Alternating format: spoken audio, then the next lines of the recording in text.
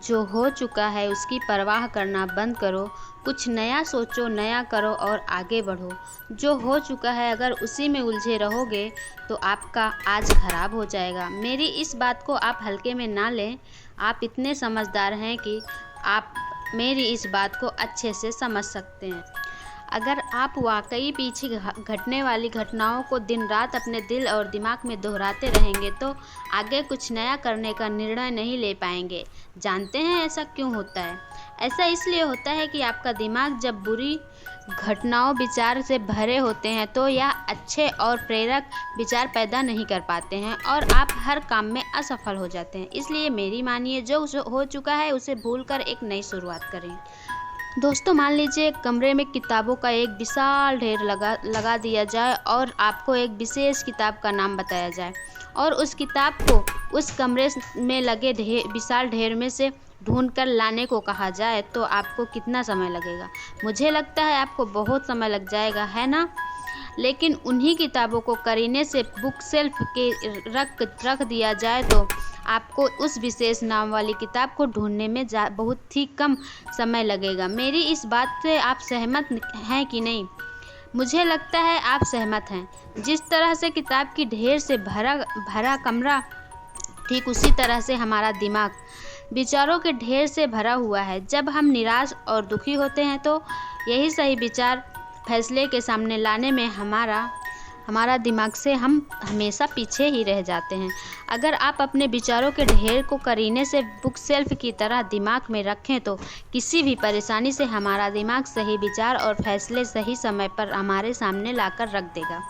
ऐसा करने का सिर्फ एक ही तरीका है, बस आप एक सुबह मेडिटेशन करना शुरू करो, क्योंकि मेडिटेशन में वह पावर है जो आपको अंदर से कुछ कर गुजरने की ताकत देती है। आपके दिमाग में चलने वाले उथल पुथल को शांत करती है और सही रास्ता दिखाती है और सही निर्णय लेने की क्षमता भी पैदा करती है। आपको जागना होगा और इस भ्रम को मिटाना होगा कि तुम कमज़ोर हो, तुम कभी नहीं मरने वाले आत्मा हो। तत्व तुम्हारा सेवक है, तुम तत्व के सेवक नहीं हो। यदि आपकी परिस्थितियों पर अच्छी पकड़ है तो जहर उगलने वाला भी आपका कुछ नहीं बिगाड़ सकता। शिक्षा क्या है? क्या यह किताबों से मिलने वाली विद्या है? नहीं। क्या यह नाना प्रकार का ज्ञान है? नहीं, यह भी नहीं है। जिस संयम के द्वारा इच्छा शक्ति का प्रवाह और विकास वश में लाया जाता है और वह फलदायक होता है, वह शिक्षा कहलाता है। अगर आप अपने जीवन और सफलता की डोर किसी और की उम्मीद पर छोड़ दिए हैं तो यह जीवन की सबसे बड़ी भूल है। भगवान ने आपको अपनी बुद्धि और विवेक दिए हैं ताकि आप खुद पर भरोसा रखकर आगे बढ़ें और सफलता हासिल करें। अगर आप खुद पर और अपनी योग्यता पर विश्वास रखते हैं तो आज नहीं तो कल आपको सफलता जरूर मिलेगी। यदि आप अपनी सफलता की उम्मीद दूसरों से लगा रखे हैं तो आप असफल होने लिए तैयार भी रहें। मैं यह नहीं कहती कि आप किसी चीज़ से उम्मीद ना रखें, बल्कि मैं इस बात पर जोर देती हूँ कि आप किसी भी चीज़ से उतनी उम्मीद रखें जितनी टूटने पर भी आपको मजबूती के साथ खड़े रहने और एक बार फिर नई शुरुआत कर सकें।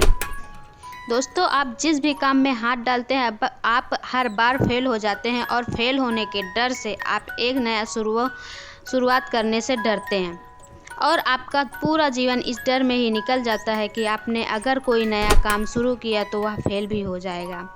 मैं आपको विश्वास दिलाना चाहूँगी कि आप हार मानने के बजाय हर काम को सही तरह से करने का निर्णय लें और तब तक करते रहें जब तक आपकी सांस चलती रहे।